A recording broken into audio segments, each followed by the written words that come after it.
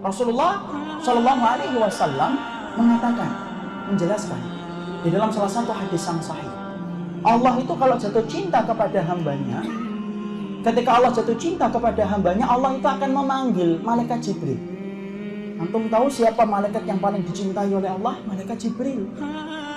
Makanya malaikat Jibril itu kelak merupakan malaikat yang paling terakhir dicabut nyawanya oleh Allah. Itu malaikat Jibril. Allah kalau jatuh cinta, Allah itu tidak diam, Allah tidak nutup, tapi Allah panggil malaikat Jibril. Allah kemudian sampaikan kepada malaikat Jibril, sesungguhnya aku ini cinta kepada fulan. Disebutkan namanya, amal solihnya yang sampai menjadikan namanya harum di hadapan Ar-Rahman, ikhwan.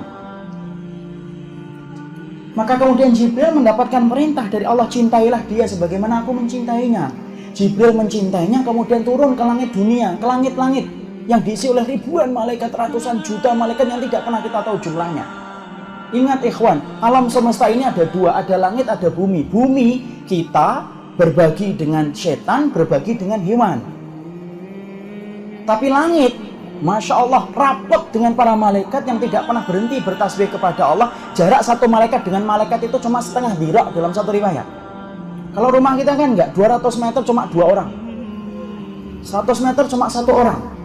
Di langit enggak, penuh, rapat, berdesak-desakan para malaikat itu. Maka kemudian malaikat Jibril mengatakan kepada para malaikat itu, Allah telah jatuh cinta kepada salah satu di antara hambanya karena amal-amal ini. Cintailah dia sebagaimana aku mencintainya dan sebagaimana Rabb kalian itu mencintai orang itu. Lalu kemudian seluruh penduduk langit akhirnya mencintai orang yang dicintai oleh Allah dan malaikat Jibril. Makanya sampai ada seorang salaf yang berkata, kam min majhulin fid dunya masyhurun fis sama, wa kam min masyhurin fid dunya majhulun fis sama. Makanya sampai ada seorang salaf yang mengatakan, berapa banyak orang yang mereka tidak terkenal di antara kita, datang tidak diantar, pulang tidak dijemput. Karena tidak pernah dicari-cari, tapi menjadi orang yang masyhur di antara penduduk langit. Kayak Julaibib. Julaibib itu kan tidak terkenal di mata para sahabat. Tapi tahukah kita ketika kemudian Julaibib itu meninggal dunia, Rasulullah itu berkata berkali-kali kepada para sahabat, atafqaduna syai'an, kalian kehilangan seseorang atau enggak? Nafqadu fulan, nafqadu fulan, nafqadu fulan ya Rasulullah. Kami kehilangan fulan, kami kehilangan fulan, kami kehilangan fulan. Tidak disebutkan nama Julaibib. Rasulullah nanya lagi, atafqaduna syai'an, kalian kehilangan seseorang atau enggak? Nafqadu fulanan, nafqadu fulanan, kami kehilangan fulan, kami kehilangan fulan. Tidak disebutkan lagi itu nama Julaibib. Lalu kemudian Rasulullah yang ketiga baru berkata, atafqadu Julaibiban, kalian kehilangan Julaibib atau enggak? Seorang sahabat yang hitam pendek, yang mana para wanita-wanita di Madinah itu menolak kalau dilamar oleh Julaibib.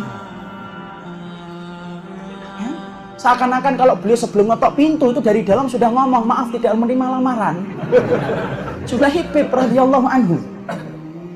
Tapi Masya Allah ketika beliau meninggal dunia, nikah dengan seorang wanita yang dipilihkan oleh Nabi. Wanita itu menerima walaupun Julaibib itu tidak disukai oleh hatinya, tapi karena pilihan Nabi diterima. Julaibib belum kemudian mencampuri wanita yang telah dinikahkan oleh Rasulullah bersama Nabi, meninggal. Ketika meninggal yang pertama kali dicari itu Julaibib. Sampai akhirnya Rasulullah itu ketemu dengan Julaibib, maka Rasulullah itu menjadikan kedua tangannya menjadi kasur bagi Julaibib. Sampai Julaibib berkata, huwa minni wa ana minhu. Saya itu asalnya saya ini dari Julaibib dan Julaibib itu bagian dari diriku. Suf, tidak terkenal padahal. Sama dengan tadi. Berapa banyak orang yang tidak terkenal di antara kita, terkenal di antara penduduk langit ketika amalannya itu mengetuk-ngetuk pintu langit setiap waktunya. Kenapa? Ikhlas dan itibaknya. Dan berapa banyak orang yang terkenal di mata kita tapi tidak terkenal di antara penduduk langit. Kenapa? Hatinya hitam dan amalannya tidak itibak. Makanya ketika para malaikat telah jatuh cinta, apa yang dilakukan oleh malaikat? Malaikat mencintai orang yang dicintai oleh Allah. Ikhwan, dicintai oleh para malaikat. Apa yang dilakukan oleh malaikat ketika mereka jatuh cinta? Disebutkan oleh Syekh Shalih Munajjid dalam kemudian penjelasan beliau. Lalu beliau menyetir sebuah ayat. Innal ladzina qalu rabbuna Allah tsumma istaqamu tatanazzalu alaihimul malaikah alla takhafu wa la tahzanu wa absyiru bil jannati allati kuntum tu'adun. Untuk apa ayatnya? Barang siapa yang mengatakan Rabb kami adalah Allah, kemudian mereka istiqamah, tatanazzal nuzuluhu mutakariran, turun berkali-kali para malaikat untuk menguatkan orang yang istiqamah ketika mereka dicintai oleh Allah. Apa yang dikatakan malaikat ketika turun kepada orang-orang yang Allah cintai karena istiqomahnya? Malaikat itu berkata, "Ala takhafu." Yang kamu takutin apa? Wala tahzanu, yang kamu sedihkan apa? Wa absyiru bil jannah, dan kamu itu telah diberitakan dengan surga. Imam Ibnu Katsir berkata, "Tusajji'uhum." Malaikat itu sengaja turun berkali-kali untuk menguatkan orang yang beriman supaya mampu untuk melewati setiap ujian tanpa takut dan khawatir. Dan yang menguatkan siapa? Orang yang Allah cintai. Malaikat, ikhwan. Antum bisa bayangkan kalau dikuatkan malaikat itu sekuat apa?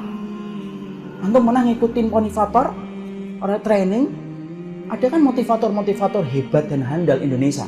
Ada Mario Teguh, ada Ari Ginanjar. Yang mana kalau kita ngikutin training mereka, Masya Allah, kita bisa berubah. Kenapa? Kekuatan kata-kata yang disusun oleh mereka. Mereka dibayar mahal betul untuk kemudian memberikan kekuatan kepada orang supaya berubah. Saya cuma bayangkan sederhana. Kalau motivator kayak Bapak Mario Teguh, Ari Ginanjar, Andre Wongso mampu memberikan spirit bagi orang untuk berubah. Antum bayangkan kalau yang menurunkan itu malaikat itu kayak apa?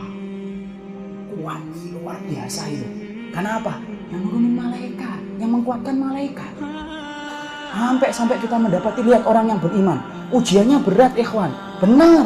Kita tidak mengingkari ujian orang yang beriman itu berat. Tapi antum harus ingat, pertolongan Allah lebih besar daripada ujian yang Allah berikan. Dan di antara pertolongan Allah itu apa? Malaikat yang Allah turunkan. Makanya kalau kita membaca sahabat itu rata-rata tidak masuk akal. Menurut akal kita. Kenapa? Karena mereka itu dikuatkan oleh para malaikat. Abu Bakar datang membawa seluruh hartanya. Sampai Nabi berkata, "Mada tarakta li ahlika, yang kau tinggalkan untuk keluargamu apa, wahai Abu Bakar?" "Alhamdulillah wa li Rasul." Aku tinggalkan mereka dalam penjagaan Allah dan Rasul, ya Rasulullah. Abu Bakar, Umar bin Khattab, saya kemarin ceritakan. Umar bin Khattab, Pak, Masya Allah, orangnya itu idza takallama asma, kalau sudah ngomong keras. Idza daraba auja, kalau sudah mukul menyakitkan. Fa idza masya, kalau sudah jalan asra, cepet. Pokoknya beda dengan Umar bin Khattab. Luar biasa itu Umar bin Khattab radhiyallahu anhu. Tapi antum tahu bagaimana fisiknya? Fisiknya orangnya tinggi, agak hitam-hitaman. Rambutnya agak ikat. Kemudian Umar bin Khattab diceritakan oleh Ibnu Jauzi, di pipinya itu ada garis menghitam. Ibnu Jauzi menceritakan kenapa ada garis menghitam, ikhwan. Bekasratil buka min khasyatillah, karena banyaknya sering menangis Umar bin Khattab itu sampai bekas di pipinya. Antum bisa bayangkan sebanyak air mata apa yang diteteskan oleh Umar bin Khattab dan sesering apa sampai hitam pipinya Umar bin Khattab. Biasanya kalau pipi kita hitam apa? Jerawat batu yang tidak sembuh-sembuh.